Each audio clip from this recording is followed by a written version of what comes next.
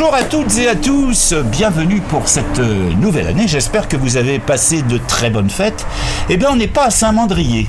Pour commencer l'année 2023, nous sommes à Pierrefeu-du-Var et ce n'est pas un Mandréen que j'interviewe aujourd'hui, mais c'est quelqu'un qui est quand même connu de tous au village, particulièrement à l'Ermitage, puisqu'il assure les animations. Je veux parler de mon ami Patoche. Bonjour Patoche. Bonjour Philippe, j'espère que tu vas bien. Eh ben écoute, on démarre l'année, alors on leur souhaite une bonne année à tous. Voilà, on va vous souhaiter à tous et à toutes une bonne année, la santé évidemment, c'est primordial. C'est primordial. Et puis on va leur souhaiter aussi la réussite pour certains. La réussite, absolument. Bon, je crois que tu connais l'émission, tu es un fidèle, bien sûr, tu es abonné bien l'émission, bien à la sûr. chaîne. Alors on va faire les présentations, tu connais donc le déroulement.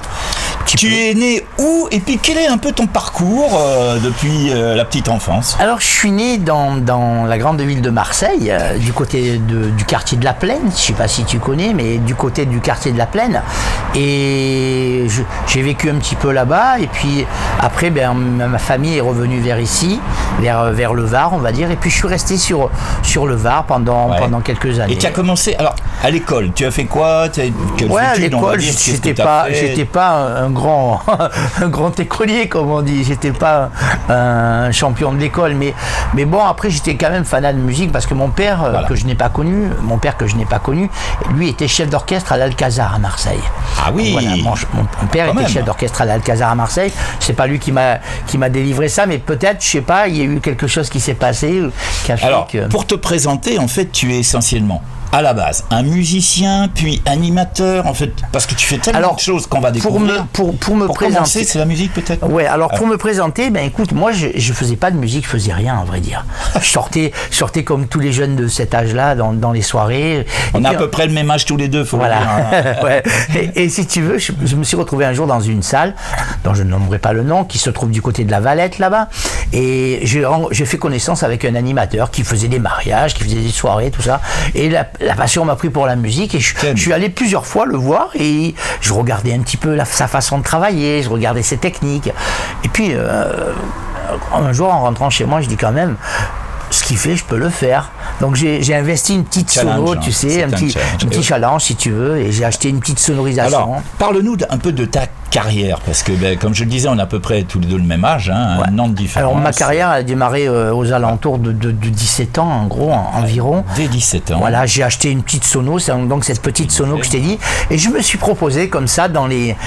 Et tu es devenu donc un professionnel du métier, tu es dans le métier pas du encore là, à cette époque-là, j'étais pas encore professionnel.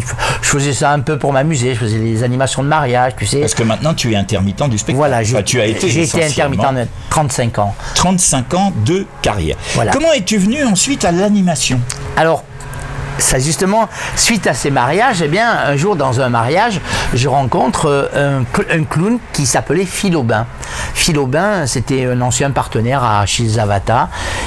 Et je prenais, moi, si tu veux, j'avais un petit costume de clown et je m'amusais à faire le pitre comme ça dans les mariages. Parce que tu es connu aussi sous le pseudo Patoche le clown. Et oui, Patoche le clown. Alors les gens, ils se disent pourquoi Patoche le clown? Parce que ça fait quelques années que où on me voit plus trop en clown, bien que de temps en temps je fais une petite apparition comme ça, mais donc j'ai acheté ce petit costume et dans les mariages je faisais un peu le pitre si tu veux, et ce gars-là, Phil Aubin, il me dit tiens Patoche, je m'appelais pas Patoche, je m'appelais Patrick à l'époque, et donc il me dit tiens écoute, si tu veux je t'apprendrai le métier. Et puis je suis allé 2-3 fois chez lui à Saint-Maximin, il m'a appris un petit peu le métier. Et puis quand on a la griffe de ce métier, on le lâche plus.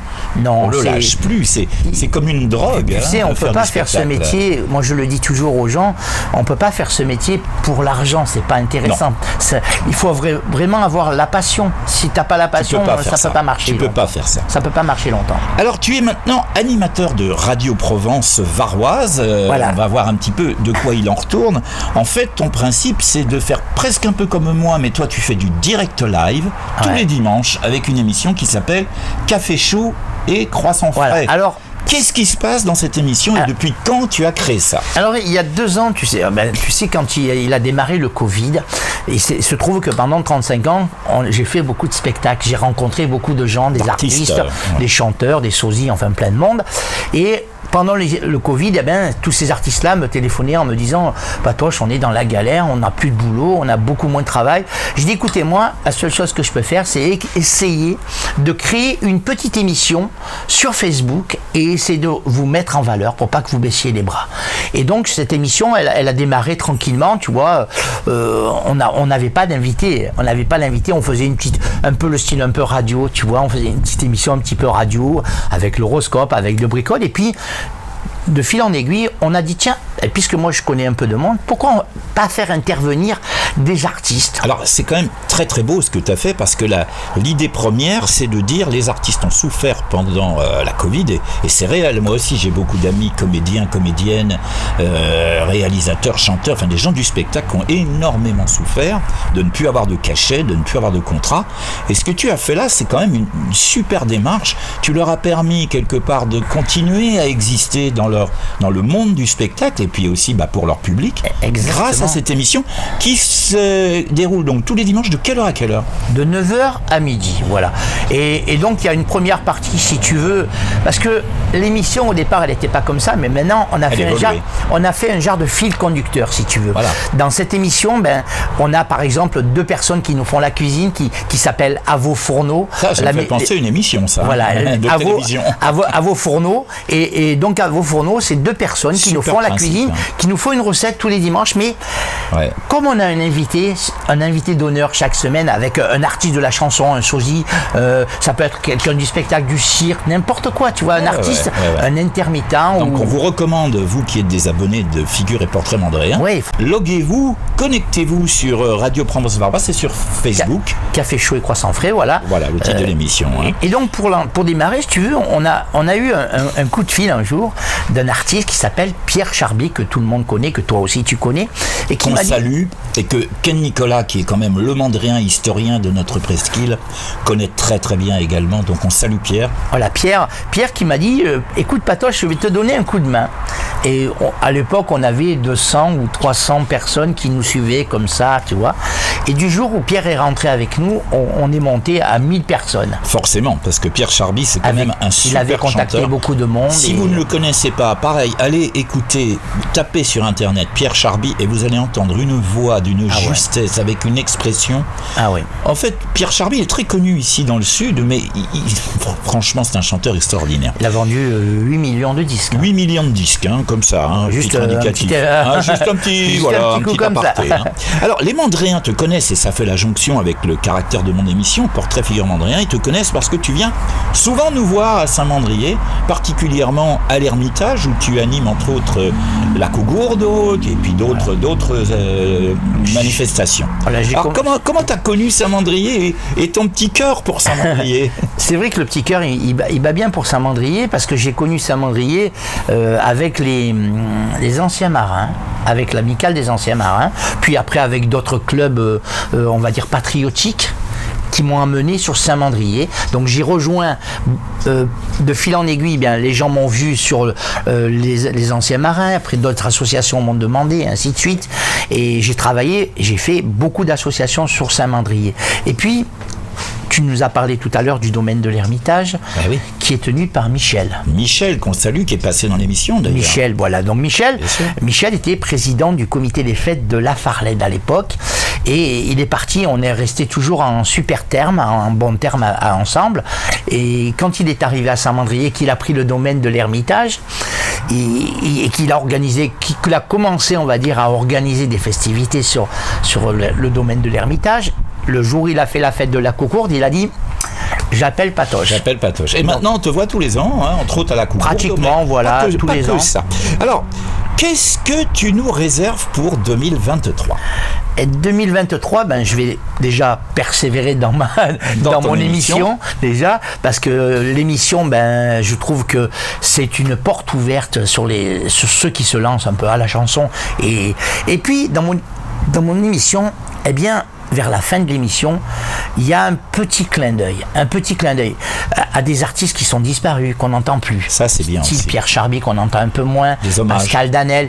Alors, il faut quand même que je te confie un truc, c'est qu'après Pierre Charby, on a eu d'autres ambassadeurs qui sont venus nous rejoindre. Moi, je les appelle pas des parrains, je les appelle des ambassadeurs. Des ambassadeurs. Voilà, c'est des pas ambassadeurs. Donc, on a eu Pascal Danel, que tout le monde connaît, Monty, que tu m'as dit, Jacques Monty, que bien sûr. tu m'as dit que tu connaissais aussi, Anne-Marie David, qui a fait la chanson Tu te reconnaîtras à l'Eurovision. Ah oui. On a eu Nicole Rieu. Nicole Rieu. Et le dernier qui est arrivé en date, là, c'est Jean-François Michael. Adieu, Jean-François joli. Michael. Adieu, joli Candy. Voilà. Donc, Oh là là Jean-François là là. Michael qui nous a rejoint. On réveille Donc, des souvenirs. Voilà, Jean-François Michael qui nous a rejoint et qui est devenu un de nos ambassadeurs.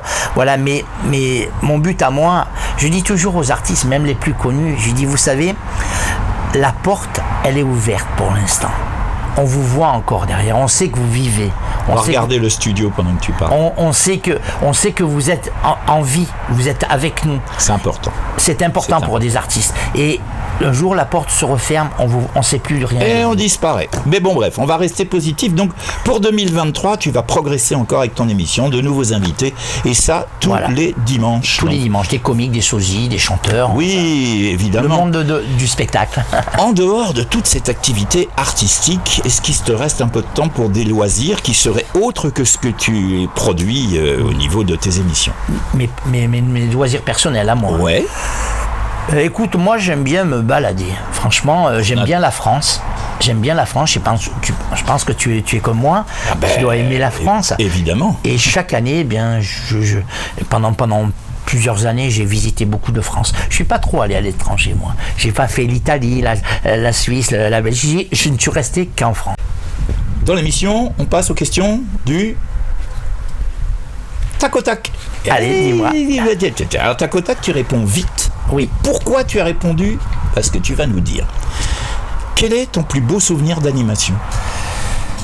Des rencontres avec des personnes qui m'ont appris, qui m'ont guidé sur. On peut donner leur nom, hein, ça leur fera plaisir. Ouais, notamment Phil Aubin et puis plein d'artistes qui m'ont guidé dans ce chemin, qui m'ont dit allez, vas-y patoche. Plus de 35 ans de métier, on va le dire. 35 on le ans. rappelle. Si tu étais un animal? Un chien, j'aime bien les chiens, j'en ai 3 d'ailleurs. Ouais, moi aussi c'est mon animal préféré. Si tu étais un plat? Un plat, ben j'aime bien le couscous, la paella, et puis les trucs français, notamment également la yoli, tu vois. La yoli. Si tu étais une musique? Une musique. Moi, j'aime bien toute la musique en général, mais j'aime bien aussi la musique relax, tu sais, la musique où tu peux vraiment te détendre, où tu t'allonges sur un canapé ou n'importe quoi, et puis tu mets une musique douce. Alors pour ceux qui ne te connaissent pas, parce que j'ai eu la chance moi, de t'écouter à l'Ermitage, tu m'as énormément impressionné par la voix que tu as à chanter quelqu'un d'extraordinaire qui n'est autre que Monsieur Jean Ferrat. Ah ouais, alors et tu chantes Jean Ferrat remarquablement. Ça, c'est une passion. Alors, Jean Ferrat, je l'ai découvert enfant et puis je me suis dit, tout le temps, j'ai toujours chanté du Jean Ferrat.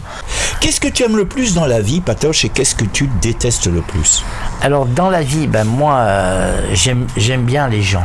Eh oui, on ferait pas ce métier. J'aime bien les gens parce que comme on en a parlé tout à l'heure, je t'ai dit on peut pas faire ce métier en se disant on va gagner de l'argent.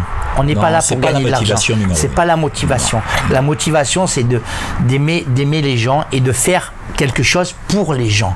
Parce que l'émission, ok, c'est pour soutenir les artistes, mais quand tu penses que cette émission, elle est écoutée également par des gens qui sont dans les EHPAD, par des gens qui sont chez eux tu toutes leur fais seuls. du bien. On leur fait du bien avec je notre te jure, concept, c'est notre concept, ton concept à toi, en te disant, tiens, il y a des gens qui vont être chez eux toutes seules. Exactement. Ils vont regarder mon émission. Et qui découvrent les gens, et ça permet de mieux se connaître.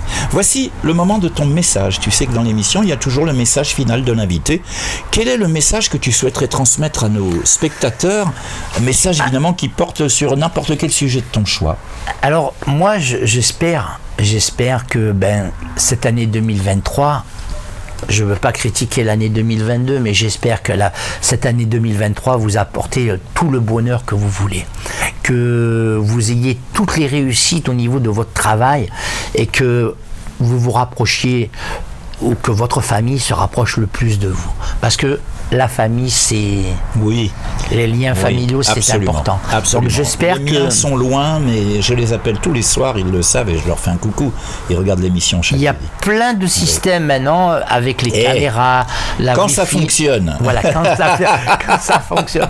Mais il y a plein de façons de voir sa famille, même loin, Oui. avec des vidéos, avec des, comment on appelle ça, Messenger, tout ça. Quand ça fonctionne, je dis ça parce que Quand mes ça parents, en ce fonctionne, moment, on a des exactement. gros soucis de communication vidéo. Alors, les amis, voilà. Merci à Patoche de t'être prêté à l'interview. Vous savez que si vous souhaitez me contacter pour de futures émissions, vous m'écrivez sur l'adresse internet qui s'écrit fpm.saintmandrier1 tout attaché @orange.fr. En attendant, vous n'oubliez pas de vous abonner à la chaîne. Il y a les papiers qui partent, mais c'est pas grave, je connais mon texte par cœur. Il y a un peu de vent. Voilà, vous n'oubliez pas de vous abonner à la chaîne, d'activer la cloche qui vous permet d'avoir les notifications pour accéder aux émissions régulières. Et puis de mettre des pouces bleus, des commentaires aussi au sujet des personnes que j'invite. Ça leur fait plaisir de voir qu'on les commente. Et puis on se dit à jeudi prochain. Merci et à une prochaine fois, bientôt à Saint-Mandrier. Merci Patoche et à très très bientôt. Reviens quand tu veux. Merci.